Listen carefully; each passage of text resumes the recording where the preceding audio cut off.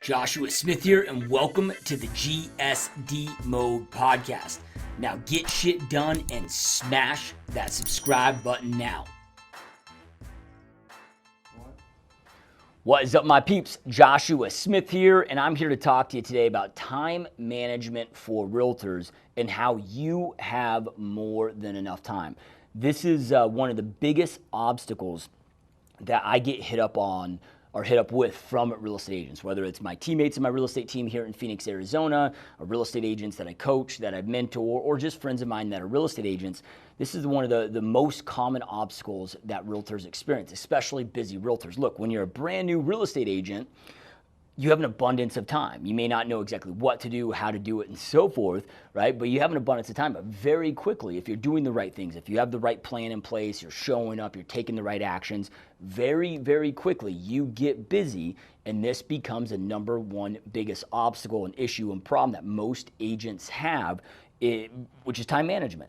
Right? I just need more time. I don't have enough time to get it all done and in. And the reality is there is not a human being on this planet that has a time management issue, other than maybe like Elon Musk, right? But we are not Elon Musk. For what we do, there is not a time management issue. And you guys, look, man, I can say this with full certainty. I mean, today in addition to my real estate team here in Arizona, which we have 20 full-time agents, 33 part-time agents, multiple staff members, and so forth. So in addition to running my real estate team, which we do over 500 deals every single year here in Phoenix, Arizona, I have 5 other companies, a lot of other staff that I'm managing, running. I'm married, I have kids, plus I'm finding time to work out and so forth. And I can tell you that none of us have a time management issue. It boils down to a choice management issue and how we choose to utilize our time. But here's the thing. The first step in this process is to have the awareness. So I had a buddy that reached out to me just the other day that inspired this video that I wanted to share with you guys here.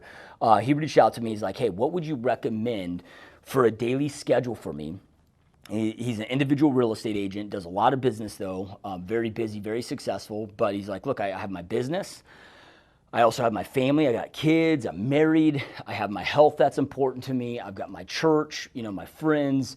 Like, how do I keep it all together, right? So I walked him through. I'm like, instead of thinking about this as a daily schedule. Now, daily schedule, daily planning is extremely, extremely important. But how I like to do this, and what I found to be by far most effective, is to look at it from a week standpoint, a week first, right? And by week, I mean days of the week, right? 7 days in a week. So if we break this down, I always do break everybody and walk you through what I'm going to walk you through here is a weekly time study. Right? So we have 168 hours in a week. And this is why I say time management doesn't exist, because you guys, we can't manage time. There's 168 hours in a week, 24 hours in a day. Like, we can't change the fact of that. Bill Gates, Jeff Bezos, all these, icons out there have the same amount of time that we do. How do they get so much done? Right? They're very methodical with their choice management. So when we look at 168 hours in a week, and this is what I recommend that you do. So 168 hours in a week. Then from there, I'm going to write in and subtract out how many hours a week do I sleep. So let's just say the average person's sleeping 8 hours a night, which I'm a big believer in sleep. Be fresh, get your sleep. I've had many years where I've tried to hack sleep, pull all-nighters, try to get away with getting 4 or 5 hours of sleep. Over time, I found that doesn't work for me, man. Like, I'd rather get 8 hours of sleep and have 16 hours where I am fresh and productive, and not operating like a zombie. So let's just say on average, the average person is getting 8 hours of sleep. So that's 56 hours a week of sleep. Then from there, how many hours do you need to work a week? Or how many hours are you committed to working a week? So for my friend, we put in 60 hours. Okay, so he's going to sleep 56 hours. He's going to work 60 hours a week, right? Then from there, I was like, all right, now your health. So we plugged in 5 hours a week for his health. He might want to work out a little bit more or whatever, but I'm like, look, you can, with 5 hours a week of working out, dude, that's a lot. You can get a lot done and, get by with that and do some big things there.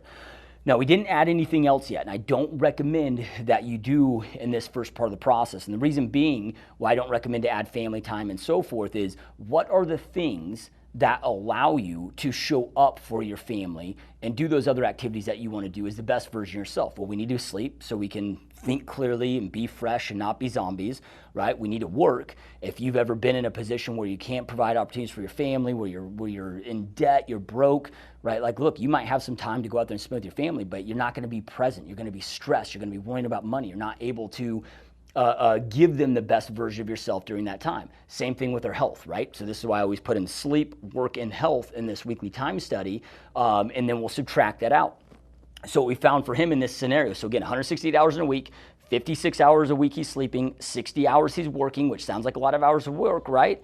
But then 5 hours a week of working out. He has 47 hours left over in his week. That is more than a full-time job. 47 hours left over a week that he can fit in church, fit in family time, fit in friends, right? Fit in self-development and so forth.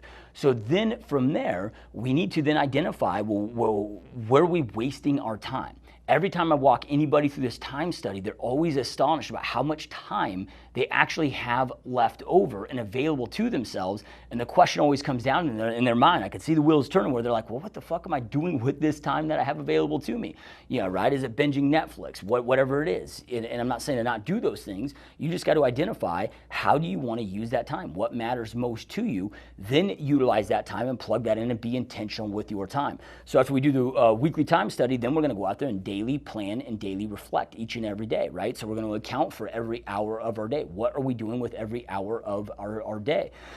And sometimes I'll get people that are like, dude, Josh, man, like, because my goal when I'm doing my daily planning is to never have white space on my calendar, right? Because even the hours that I'm sleeping are going to be blocked off on my calendar. All my to-do tasks, everything I'm doing, I want to have them blocked off in there each and every single day. And I'll get people, when I say no white space on my calendar, like, well, dude, don't you like to have a life? Don't you want to enjoy your life? Don't you want to, right? And I'm like, of course I do. But I'm going to be intentional with it, right? Like if I need to go on a hike to get refreshed personally, if I need to go hang out with some friends and see some friends, I need to go get a massage, go on a date night, whatever. It's just going to go on the calendar, right? I don't want to have any white space on there. I want to get shit done at work. Then I want to get shit done outside of work. And I want to be intentional with it. It's when we're not intentional with time that we end up losing that time, and that's where these time management issues come up and surface and then exist, right? If we're intentional with our time, I don't know anybody that spends the time to daily plan, daily reflect, that walks through this weekly time study, that is intentional with how they choose to utilize their time, regardless of their level of success, that has a time management issue. So this is extremely important. So first, understand that you don't have a time management issue, right?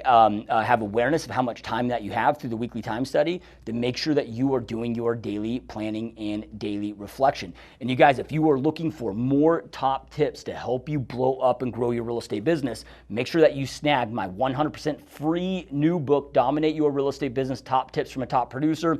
100% free, nothing being sold. There's no fluff, there's no BS. I don't go into stories in here. I just get right to the point with top tips, methods, strategies that have helped me grow my real estate business, my real estate team, and become one of the top realtors and team leaders on the planet. So you can snag that right now. There'll be a link below, but you can also go to joshuasmithfreebook.com. Again, joshuasmithfreebook.com. Get your free copy today. Anyway, I hope that this was helpful. You guys keep crushing it. Keep up all the amazing work, and I will see you next time. Peace. Hope you enjoyed this GSD Mode podcast episode. Now make sure you get shit done and smash that subscribe button now.